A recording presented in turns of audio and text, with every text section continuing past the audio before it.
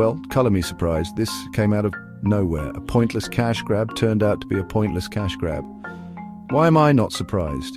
Yet again, we have another casualty of this generation's entertainment industry, making appallingly stupid mistakes.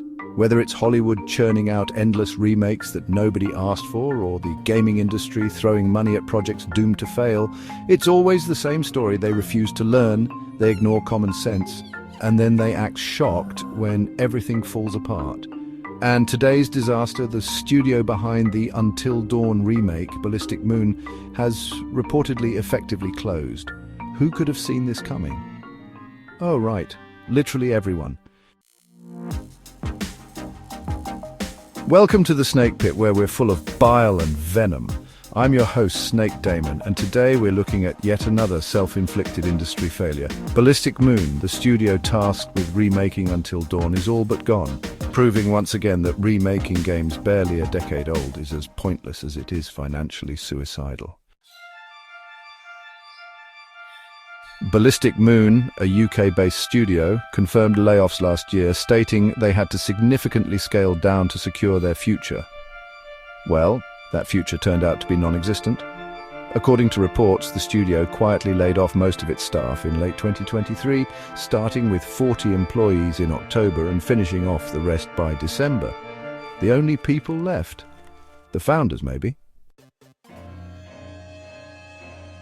To make matters worse, the game is now officially unsupported. Players are reporting bugs, but there's no one left to patch them. And before you think, well, maybe the studio was working on something else, it turns out they did try to pitch new projects and secure additional funding, but shockingly, Sony wasn't interested in throwing more money into this train wreck.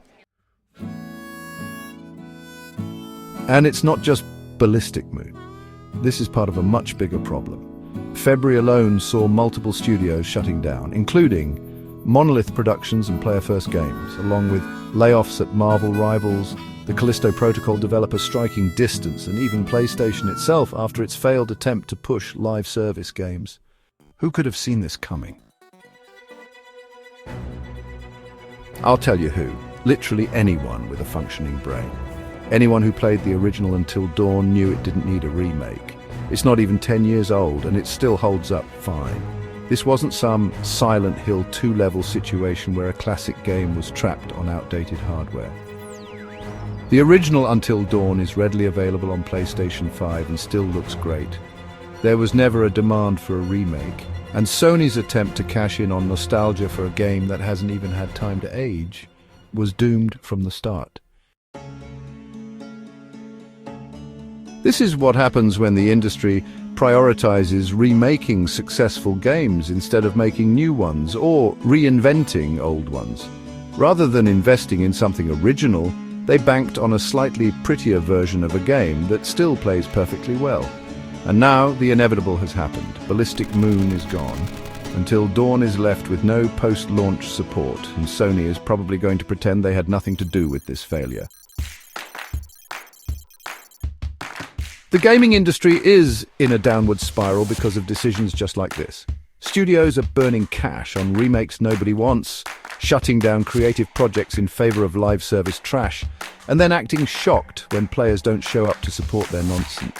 This won't be the last closure, and unless the industry stops treating remakes as a guaranteed payday, we're going to see more studios meet the same fate.